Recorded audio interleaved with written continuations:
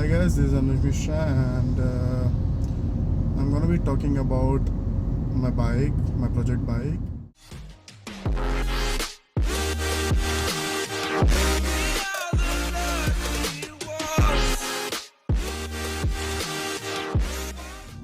It is Royal Enfield Classic 350cc and I bought it in like 2010.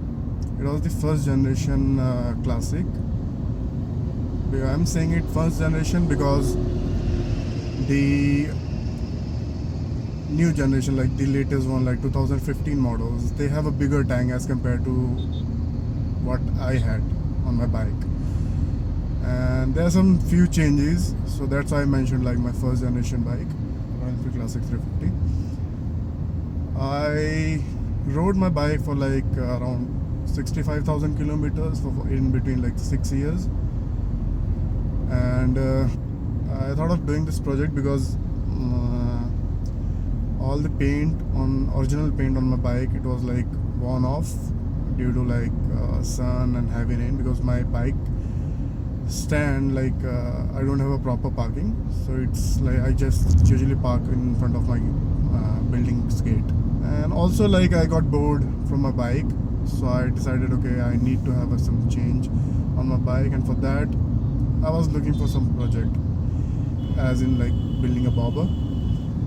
But as I was looking for bobber designs and everything, I was working on it, I realized that starting a bobber is not a big deal, because ideally the Classic 350 is like the ideal bike for building a bobber. So I am a person who likes to take challenges, and for that I decided to go for a cafe racer, because building a cafe racer out of a Royal Enfield Classic, which from my point of view was really difficult, because I have to like do some drastic changes to its mainframe, and for that,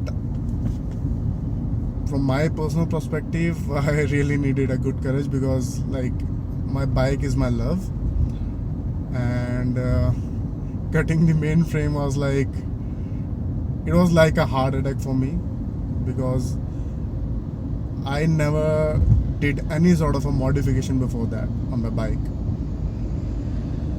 So then I started, and I had a whole like idea of what I'm gonna do on my bike to build it, to convert it into a cafe racer. For that, I started looking for tires.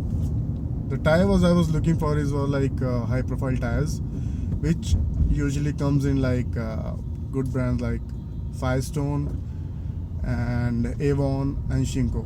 These are the three manufacturers which I found make those kind of tires.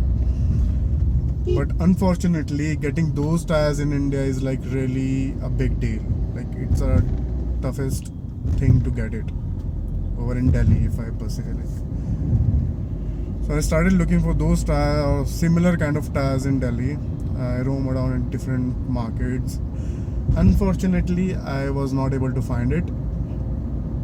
So I started digging online for the same tires, and I came to know if I import those tires, they will cost me around 26,000 Indian rupee for a single tire, not for a pair. Okay. And as soon as I got to know the price range of those tires, I was like really shocked, because I had a budget constraint for this cafe racer project. I don't want it, like I never thought of like investing a lot of money on that.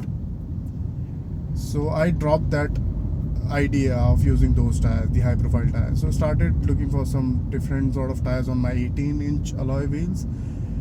But unfortunately, 18 inches, the tire I was looking for, I didn't got those in like 18 inches. So I thought of reducing it to 17 inches.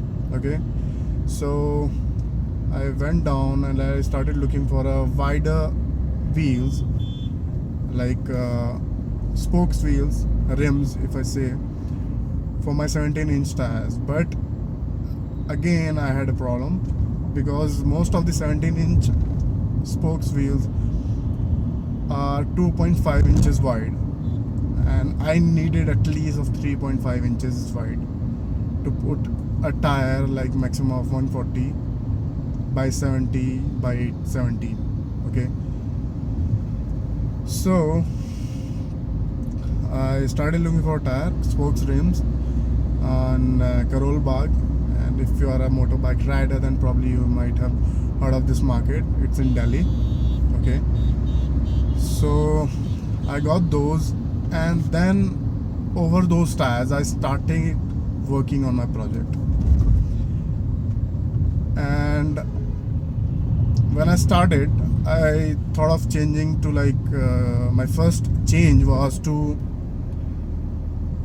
put KTM RC 390's front forks into Royal Enfield frames, and adapting that front forks, the triple tree if I say, it was like something I thought like it's going to be easy, but it was not at all.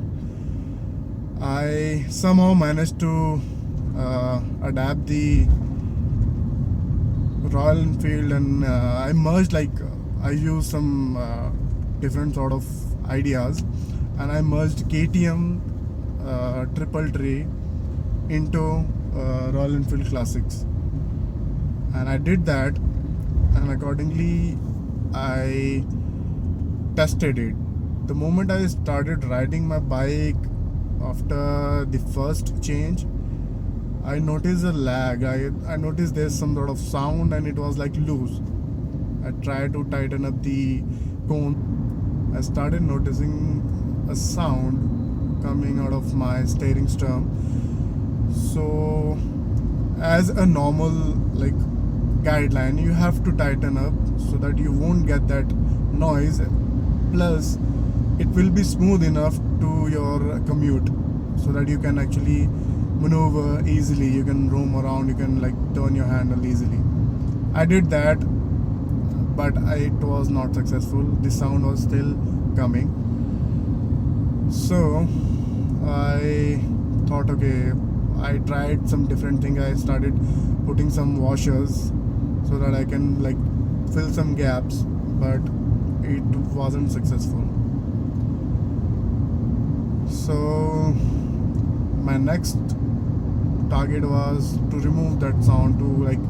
It was really annoying, because when you're riding at high speed 90 or 100 kilometers per hour, it is a big risk if you're riding on that condition, first of all. Secondly, if you run over a pothole, it's really cranky noise. So sometimes you feel like you have broken something on your motorcycle.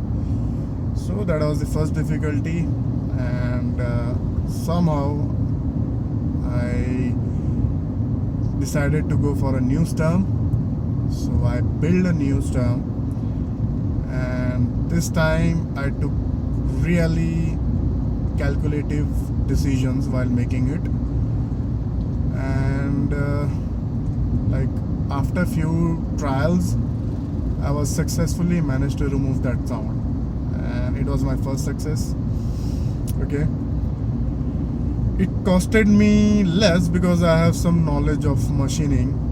And for you guys, if you're not aware of what sort of machining and what kind of a material you need to work on your steering stem, then you can comment below, and probably I'm gonna get back to you as soon as I'll read that.